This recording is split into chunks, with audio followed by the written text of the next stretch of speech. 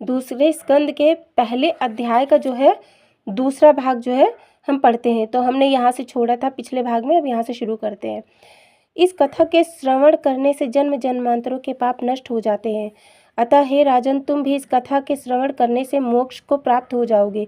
यद्यपि तुम ये कहो कि मेरे आने से पहले जो ऋषि मुनि यहाँ उपस्थित थे, उन्होंने तुम्हें श्रीमद् भागवत की कथा सुनाने की राय क्यों नहीं दी, तो इसका एकमात्र कारण ये भी जानना चाहिए कि अभी तक उन ऋषि मुनियों का मन किसी एक बात पर स्थिर नहीं था। कोई यज्ञ करने की कहता था तो कोई जप, कोई तीर्थ करने तो कोई दान करने, कोई हरि भक्त की सेवा की बात कहता था। परंतु मैं श्रीमद् भागवत के अलावा और किसी बात में मतलब नहीं रखता हूँ। मैं सदैव संसार में वशीभूत की तरह अवधूत की तरह रहकर अपना जीवन व्यतीत करके आनंद का अनुभव करता हूँ।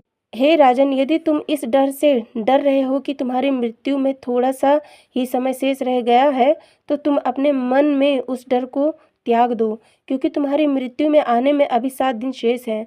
अतः इस अवधि में तुम श्रीमद् भागवत की कथा को मन लगाकर सुनो। इसके सुनने से तुम अवश्य मुक्ति पद को प्राप्त कर लोगे।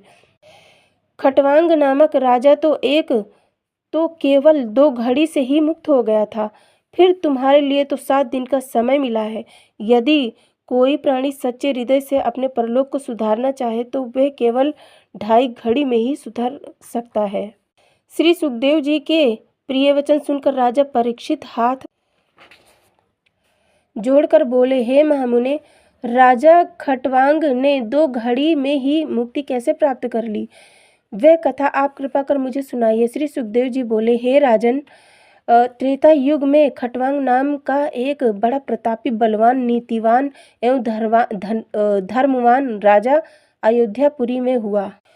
वह 7 द्वीपों का राजा था। एक बार राक्षसों ने इंद्रादि देवताओं को संग्राम में हराकर उन्हें देवलोक से निकाल दिया और इंद्रासन पर अपना आधिपत्य जमा लिया।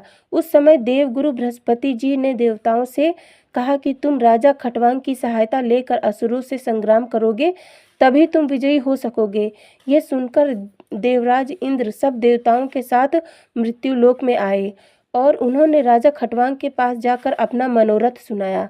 राजा ने उनको दंडवत करते हुए कहा, हे देवराज, मेरे बड़े अहोभाग्य हैं, क्योंकि मेरा यह शरीर एक न एक दिन अवश्य ही नाश होगा।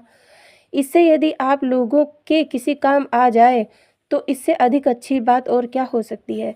इतना कहकर राजा